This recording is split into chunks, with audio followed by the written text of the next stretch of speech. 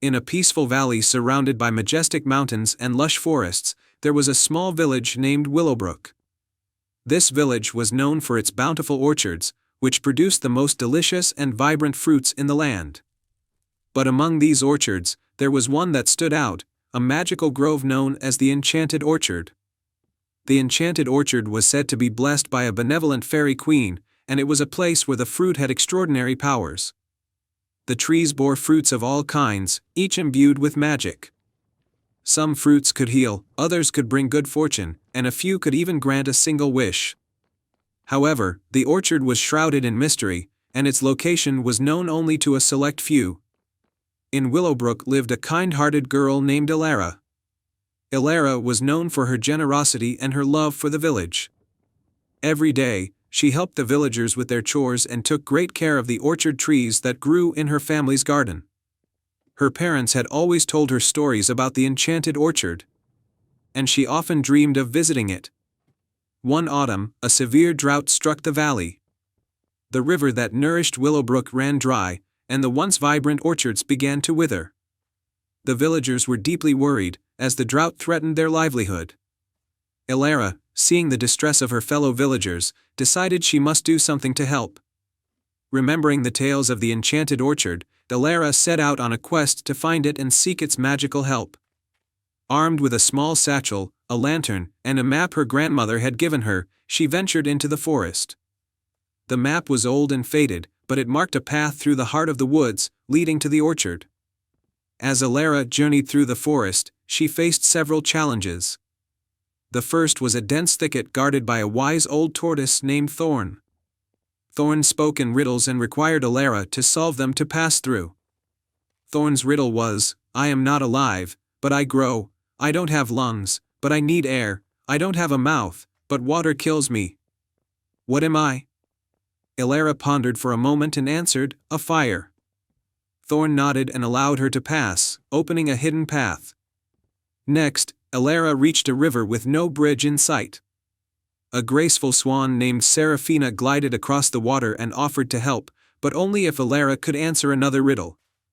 Seraphina's riddle was, "The more you take, the more you leave behind. What am I?" Elara thought carefully and replied, "Footsteps." Seraphina flapped her wings, creating a bridge of shimmering light that allowed Elara to cross the river. Finally, Elara arrived at the edge of a magical glade. The entrance was blocked by an enchanted gate covered in vines. To open it, she had to show true courage and compassion. As Elara approached, she noticed a small, frightened deer caught in the vines. With gentle hands, she freed the deer and calmed it with her soothing voice. The gate creaked open, revealing the Enchanted Orchard in all its splendor. The orchard was breathtaking, with trees bearing luminous fruits that glowed with a soft, enchanting light. Elara made her way to the heart of the orchard, where a majestic tree stood with golden apples hanging from its branches. She approached the tree and gently picked one of the golden apples. As she held the apple, a shimmering fairy appeared before her. The fairy was the guardian of the orchard and spoke with a voice like tinkling bells. "Brave Elara, you have shown great kindness and courage. The magic of the Enchanted Orchard is yours to use." Elara explained the plight of her village and asked for help. The fairy granted her a wish: "May the magic of the Enchanted Orchard bring rain to your valley and restore life to your land." With the golden apple in hand, Elara made her way back to Willowbrook. As she approached the village, dark clouds began to gather overhead. Rain began to fall gently at first, then grew into a steady, nourishing downpour. The river started to flow once more, and the orchards and gardens of Willowbrook were revitalized.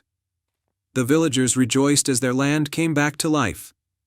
Elara was hailed as a hero, and the magic of the Enchanted Orchard was celebrated as a symbol of hope and renewal. The orchard remained a cherished secret, known only to those who truly needed its magic.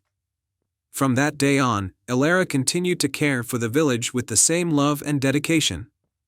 The Enchanted Orchard's magic became a reminder of the power of kindness, courage, and the beauty of helping others. And so, Willowbrook thrived in prosperity and harmony, its people forever grateful for the bravery of a young girl who ventured into the heart of the forest to save her home.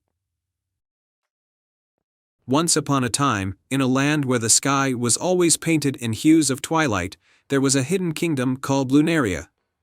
Lunaria was a wondrous place, where the moon's light bathed the land in a silvery glow, and every night was filled with gentle luminescence. The kingdom was ruled by Queen Selene, a wise and kind ruler who was known for her beauty and her deep connection with the moon. In the heart of Lunaria stood the moonlit palace, an elegant castle made of moonstone and silver, where the queen lived with her daughter, Princess Lyra. Lyra was a curious and adventurous young girl who loved exploring the enchanted forests and shimmering lakes of Lunaria. Though she cherished her home, she longed to discover the secrets of the world beyond the kingdom's borders. One evening, as the moon hung low and full in the sky, a mysterious figure appeared in the palace garden. It was a wandering minstrel named Elien, who had come from a distant land.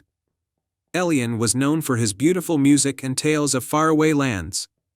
He sang a song about a magical flower that bloomed only once every 100 years, known as the Midnight Blossom. According to legend, the Midnight Blossom had the power to grant one true wish to anyone who found it.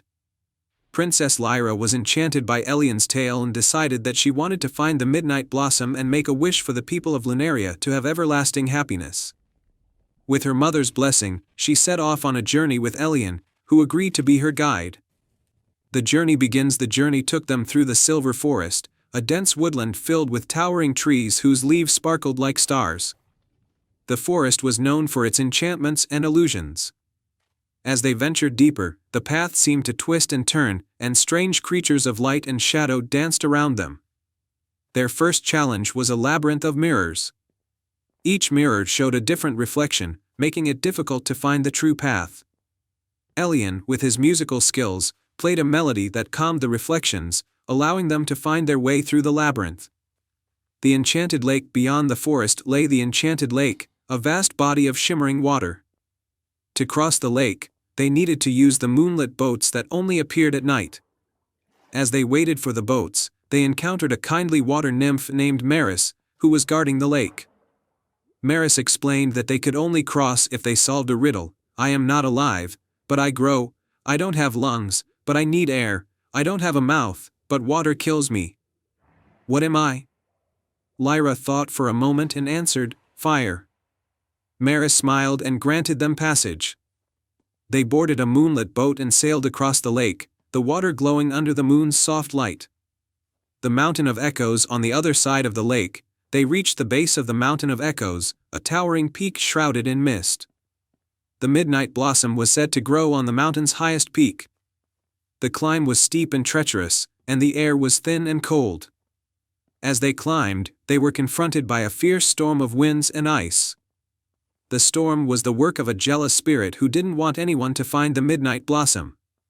Elien's music had the power to soothe the storm, and with Lyra's courage, they pressed on through the tempest. The Midnight Blossom finally, they reached the summit, where the Midnight Blossom was said to bloom. The flower glowed with an ethereal light, its petals shimmering like silver. However, the flower was guarded by a wise old dragon named Draconis.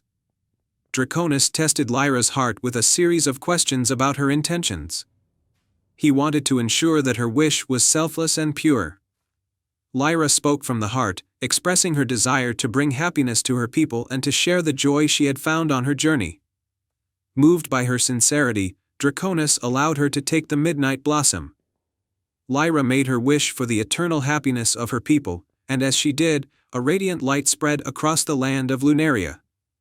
The magic of the Midnight Blossom enhanced the moon's glow, filling the kingdom with a new, everlasting brilliance. The return to Lunaria. Lyra and Elien returned to Lunaria, greeted by the joyous celebration of the people. The kingdom's happiness was palpable, and the moonlight seemed even more magical than before. Queen Selene praised her daughter's bravery and kindness. Elien decided to stay in Lunaria, enchanted by the beauty of the kingdom and the warmth of its people. He became a beloved figure, sharing stories and songs that kept the magic of the Midnight Blossom alive in the hearts of the people. And so, the tale of Princess Lyra and her quest for the Midnight Blossom became a cherished legend in Lunaria. The kingdom thrived under the everlasting moonlight, a symbol of the joy that comes from a selfless heart and the magic of a wish fulfilled. The end. Once upon a time, in the peaceful kingdom of Etheria, there lived a young girl named Lyra. Lyra was known for her curiosity and her fascination with the stars. Every night, she would gaze up at the sky, dreaming of adventures among the constellations. One evening, as Lyra was stargazing from her bedroom window, she noticed a new star twinkling brightly. It was different from all the others, shining with a gentle, pulsating light. Her grandmother had told her stories of a magical artifact called the Starry Compass, said to grant the bearer the ability to navigate the stars and uncover hidden wonders. Lyra decided to seek out this compass, hoping it might lead her to an adventure beyond her wildest dreams. The next morning, she packed a small satchel with essentials and set off towards the Whispering Woods, where legend spoke of a hidden entrance to the realm of the stars. The woods were dense and mysterious, with tall trees that seemed to whisper secrets in the wind. As Lyra ventured deeper, she encountered a friendly fox with shimmering fur. "Greetings, young traveler," said the fox. "I've heard you seek the Starry Compass. To find it, you must pass 3 trials that test your heart, your mind, and your spirit." Lyra nodded, ready for the challenge. The fox led her to a grand, ancient oak tree with a door carved into its trunk. The first trial awaited her inside. Trial of the heart. Inside the oak tree was a serene glade with a small pond. At the center of the pond floated a golden lily. The voice of the tree spoke, "To pass this trial, you must take the lily from the water. But beware, it represents the purity of your heart." Lyra carefully reached for the lily, her heart full of determination. As she touched it, the pond shimmered with a warm, golden light, and the lily was safely in her hands. The voice congratulated her for her pure heart and guided her to the next trial. Trial of the mind. The second trial was a labyrinth of sparkling crystal walls. The walls seemed to shift and change, making the path appear endless. At the center of the labyrinth stood a wise old owl perched on a pedestal. "To find your way through this labyrinth, you must solve this riddle," the owl said. "I speak without a mouth and hear without ears. I have no body, but I come alive with the wind. What am I?" Lyra pondered the riddle and thought of the sound she heard in the labyrinth. "An echo," she answered confidently. The owl nodded in approval, and the crystal walls parted, revealing the path to the final trial. Trial of the spirit. The final trial led Lyra to a moonlit clearing where a small, ancient temple stood. At the entrance, a shimmering spirit awaited her. The spirit spoke, "To pass this trial, you must show bravery and selflessness. Inside the temple lies a treasure, but you must choose between it and a vision of your greatest wish." Lyra entered the temple and found a magnificent chest filled with jewels and gold. Next to it, a magical mirror showed her the night sky filled with constellations. She saw a vision of herself as a famous explorer, traveling among the stars. After a moment of reflection, Lyra chose to leave the treasure behind. She realized that her true wish was to explore the stars and bring back stories to inspire others, not to seek wealth. The spirit smiled, and the temple's ceiling opened up to reveal a constellation map. The Starry Compass, glowing softly, descended from the sky and landed gently in Lyra's hands. The spirit's voice echoed, "You have passed all trials with honor. The Starry Compass is yours to guide you on your journey among the stars." Lyra thanked the spirit and, with the compass in hand, returned to the Whispering Woods. The compass illuminated the path back to her village with a magical glow. Upon her return to Etheria, Lyra became known for her incredible adventures. She used the Starry Compass to explore the night sky, discovering new constellations and celestial wonders. Her tales of starlit adventures inspired the people of Etheria, and she shared her stories with anyone who wished to listen. The magical compass remained a symbol of bravery, wisdom, and the boundless possibilities of the universe. And every night, as Lyra gazed up at the stars, she knew that her journey had only just begun, with the Starry Compass guiding her through the mysteries of the cosmos. And so, in the kingdom of Etheria, the stars shone a little brighter, and the dreams of adventure and discovery lived on, carried by the heart of a young girl who dared to reach for the stars. In the light of the Starry Compass, the kingdom learned that the true adventure lies in following one's dreams with courage, wisdom, and a heart full of wonder.